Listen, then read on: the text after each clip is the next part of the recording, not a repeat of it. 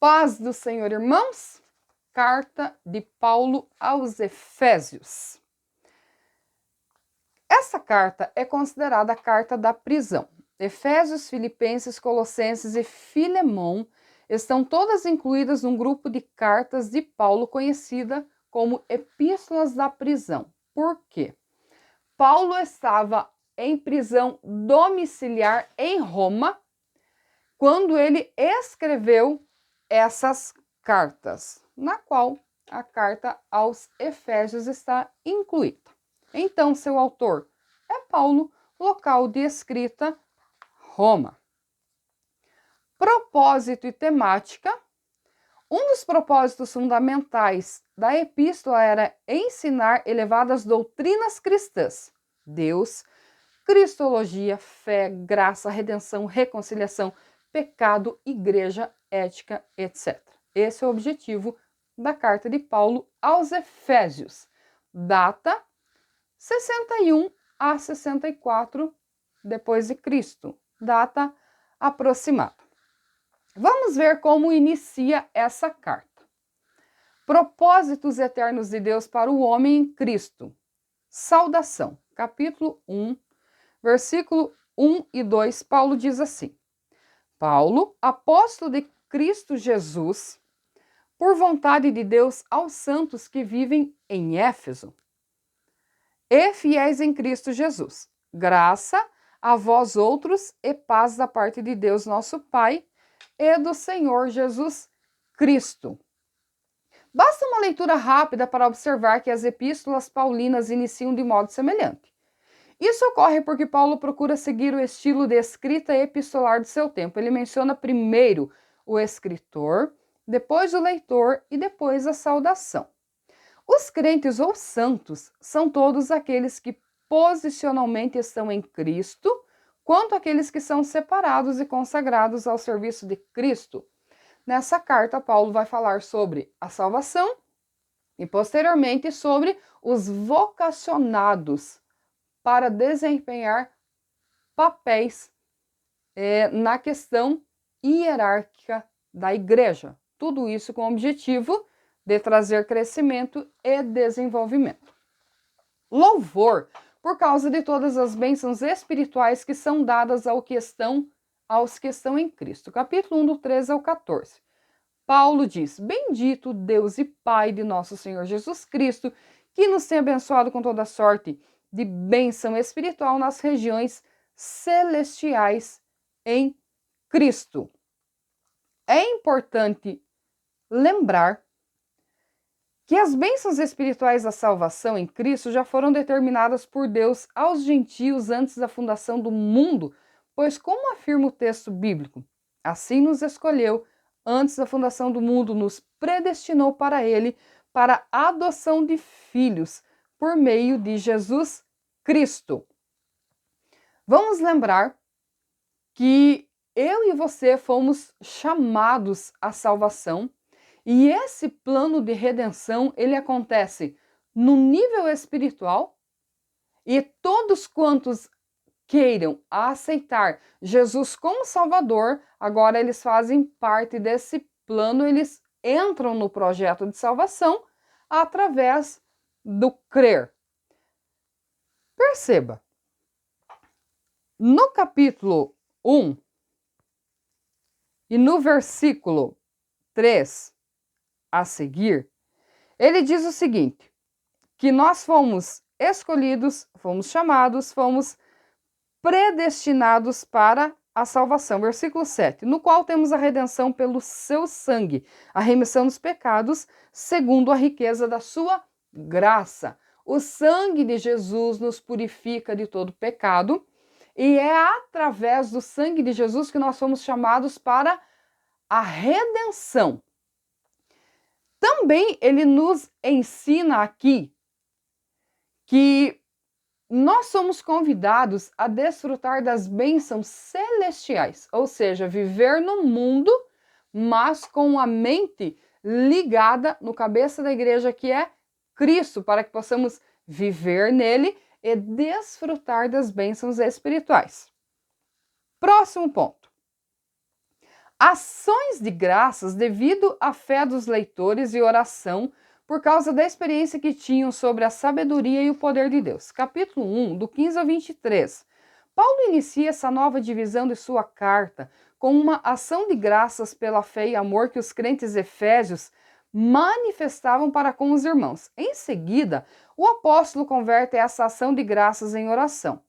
Nessa oração, ele menciona os motivos que o levam a orar em favor dos cristãos aos quais ele escreveu a carta. O principal motivo foi a admirável manifestação da graça de Deus na vida deles. Você sabe que todo novo convertido, ele prega o evangelho de uma maneira que ele quer que todo mundo se converta.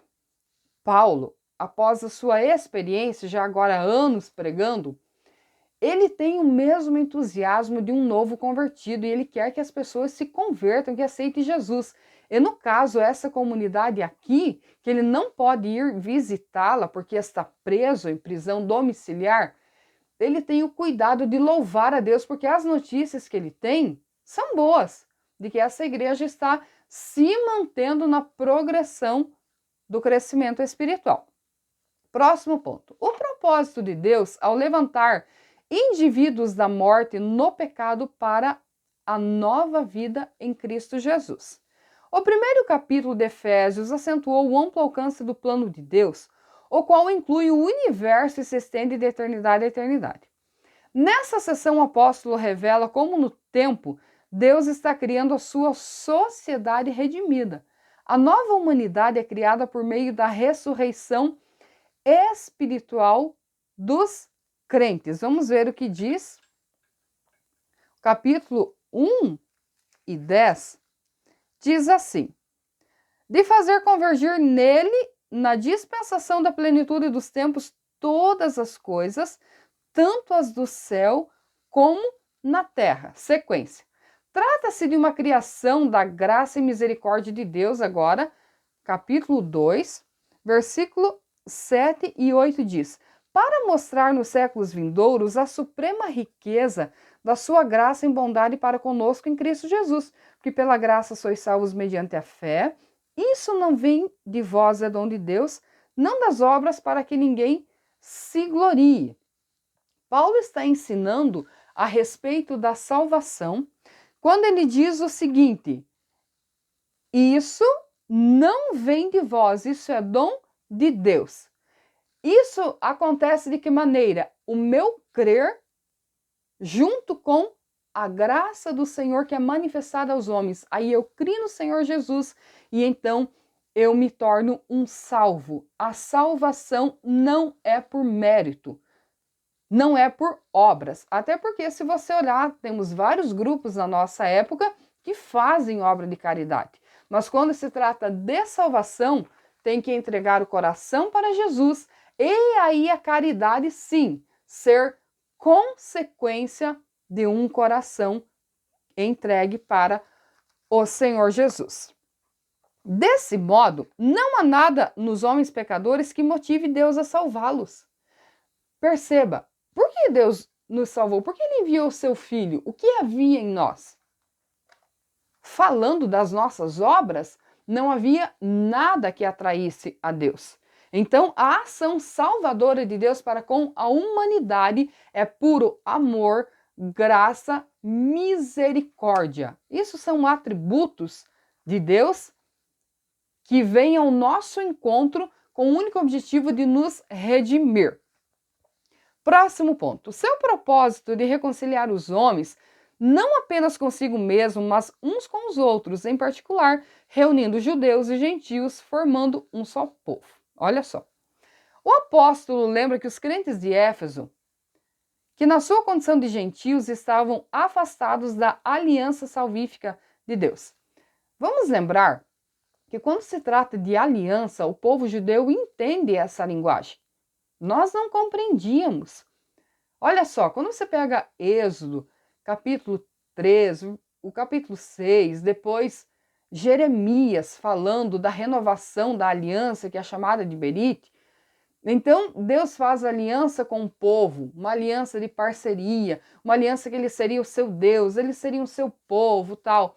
Depois Jeremias fala da renovação da aliança. O povo judeu estava acostumado com essa linguagem. Nós não. Por isso que agora Paulo nos ensina que nós podemos fazer parte dessa aliança e fazer parte do povo de Deus. Através de quem? Jesus Cristo.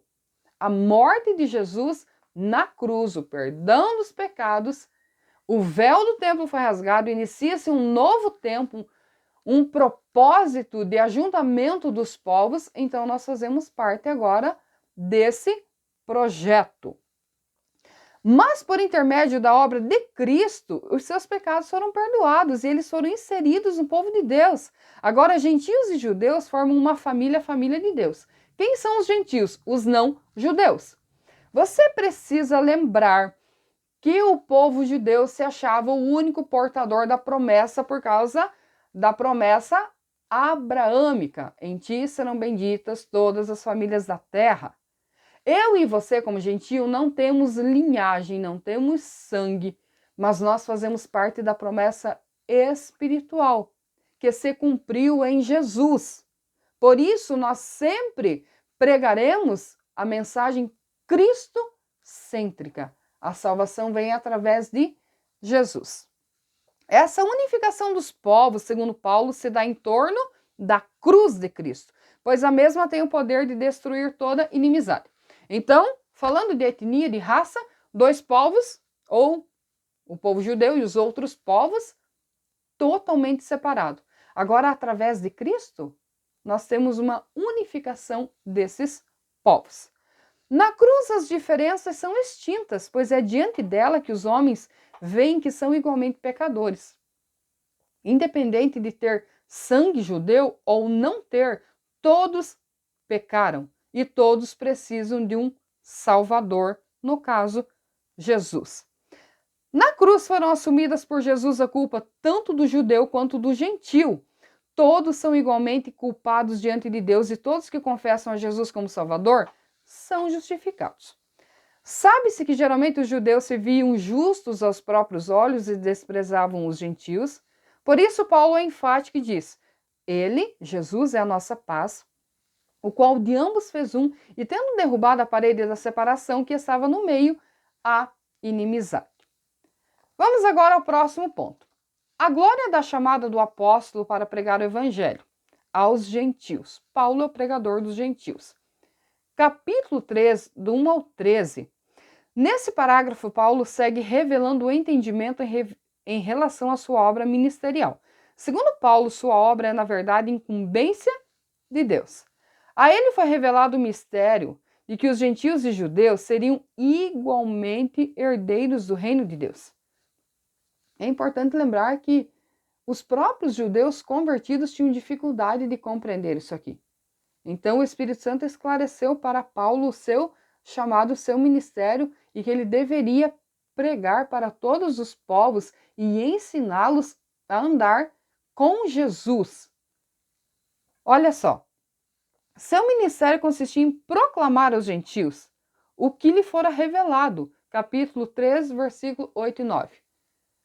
Lembre-se que Paulo, após a sua conversão, ele teve ensinamento a respeito de Jesus Cristo, e ele teve experiências próprias, e ele teve grande revelação falando da Escritura, tanto é que o Novo Testamento, a maior parte é constituído por suas cartas.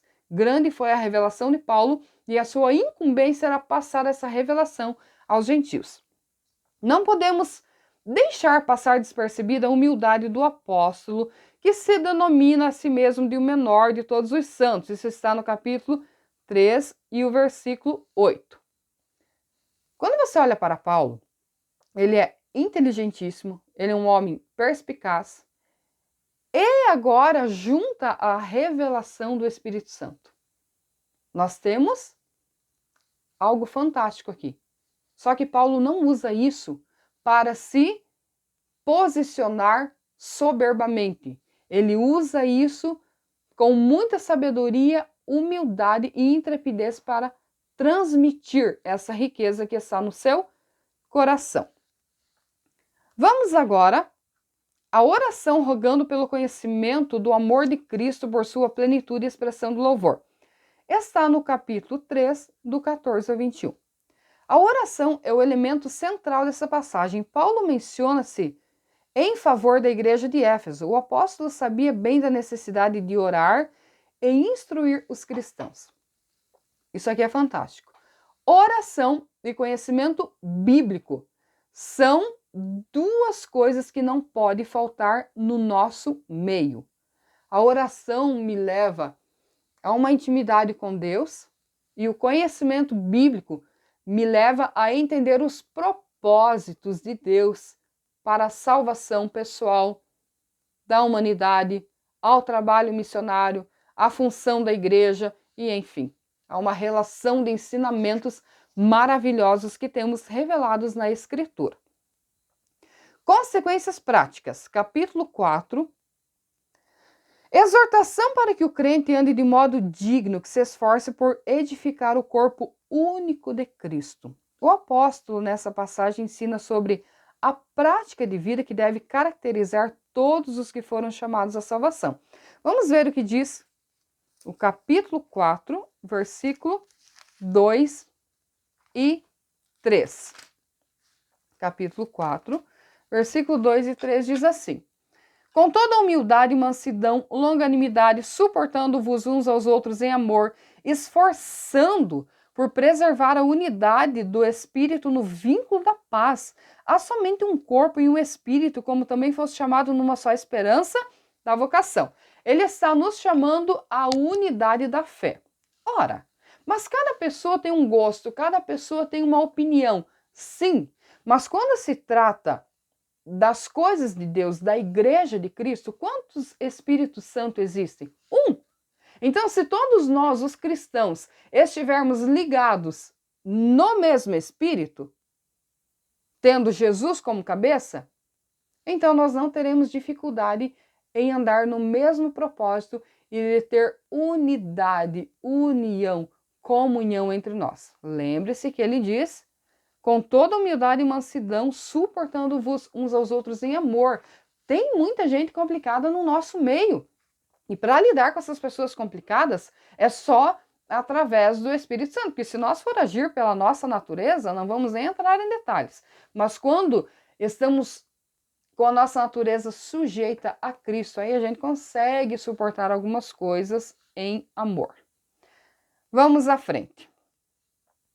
Seu propósito de reconciliar os homens não apenas consigo mesmo, mas uns com os outros, em particular reunindo os judeus, reunindo os gregos, tudo isso só é necessário e possível através da unidade e do amor e da conscientização de que Cristo é o Senhor e o cabeça da igreja. Vamos continuar aqui. A prática de vida que deve caracterizar os que foram chamados à salvação, o esforço para promover a unidade, há somente um só corpo e um só Espírito, tudo isso baseado no quê? Na verdade e no amor. Vamos agora, a velha vida de ignorância, concupiscência e injustiça deve ser rejeitada e uma nova vida de santidade deve ser vestida. Aqui começa uma sessão em que Paulo menciona as implicações morais e éticas de se pertencer ao corpo de Cristo. O passado pecaminoso deve ser rejeitado e a cada dia é preciso assumir a nova condição de justiça e retidão em Cristo Jesus. Vamos ver o que diz. Capítulo 4, versículo 22 e 24. No sentido de que, quanto ao trato passado, vos despojeis do velho homem que se corrompe, segundo as concupiscências do engano, e vos renoveis no espírito do vosso entendimento. Despojar é tirar, é jogar fora. As práticas antigas. A tua mente rege as tuas palavras e as tuas ações.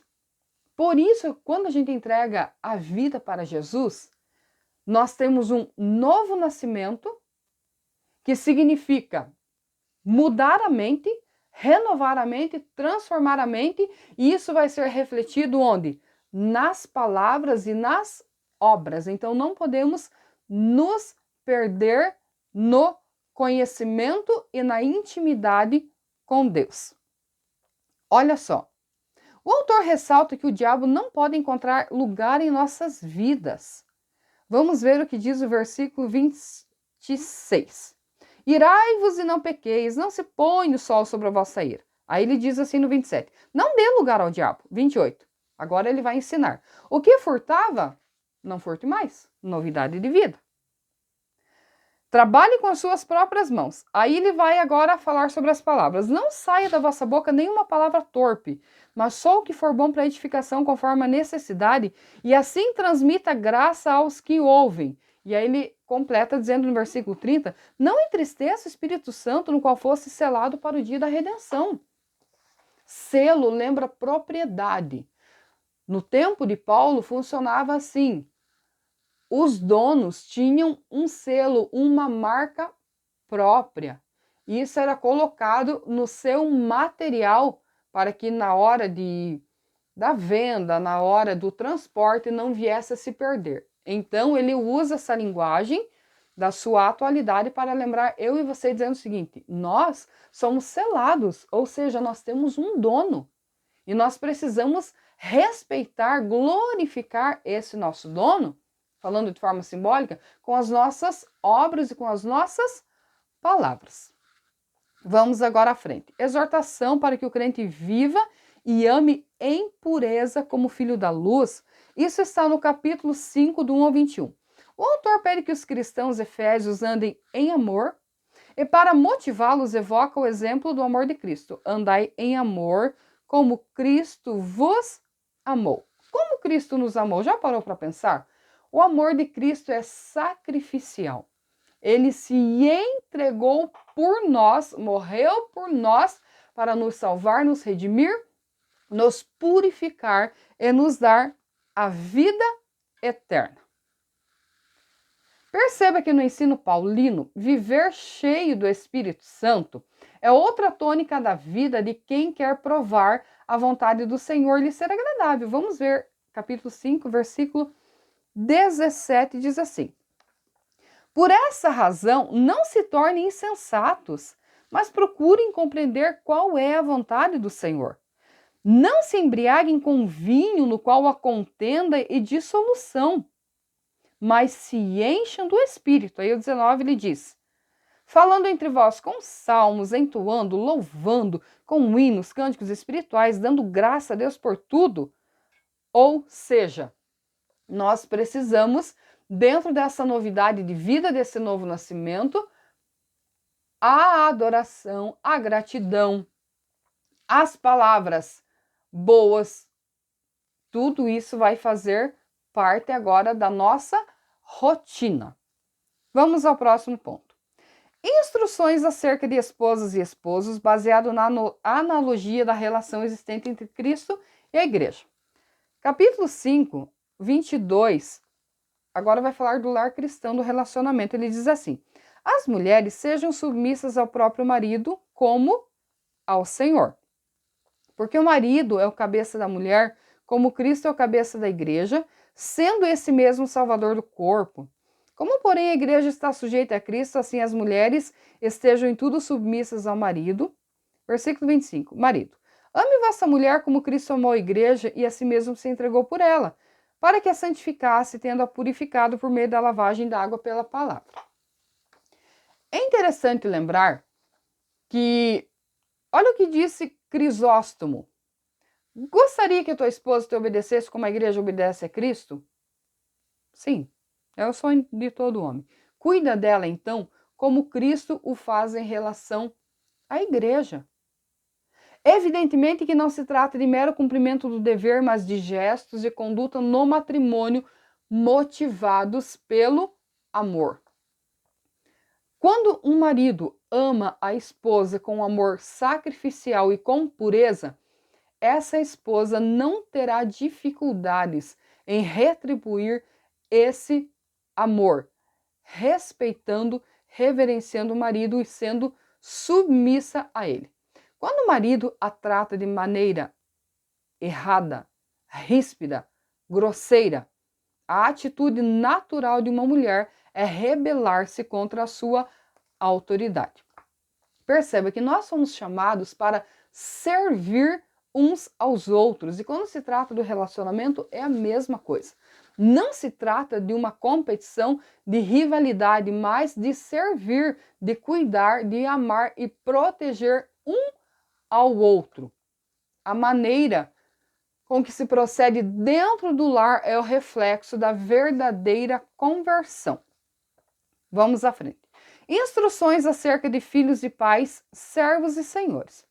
O apóstolo prossegue colocando em evidência outros tipos de relacionamento, que sejam filhos e pais, servos e senhores. Isso está a partir do capítulo 6. Olha só.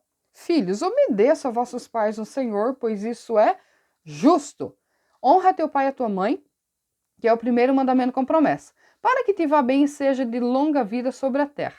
Agora ele fala para os pais. E vocês, pais, não provoquem a ira dos filhos, mas criem eles na disciplina e na admoestação do Senhor. Obediência e consideração é o que se pede dos filhos em relação aos pais. E há também o conselho paulino para que os pais não imponham sua autoridade de modo abusivo. Quem é que tem autoridade aqui, o filho ou o pai? O pai. Aí Paulo está recomendando, não trate os filhos com abuso de autoridade, não provoquem a ira, não provoque o ódio dos filhos. Então, qual é a conduta do pai nesse caso? Firmeza em amor. E o filho deve retribuir isso, honrando, respeitando, obedecendo. Ou seja, quando as famílias, tanto se tratando de casais quanto relação pais-filhos, quando a família tem o mesmo propósito de viver em paz, em amor, cuidando, protegendo, lutando um pelo outro, essa família viverá em paz. Aí ele trata de outro assunto, falando agora dos servos e dos senhores. Lembrando que nessa época era comum a escravatura. Paulo escreve dentro do seu contexto. Aí ele diz o seguinte, a partir do versículo 5.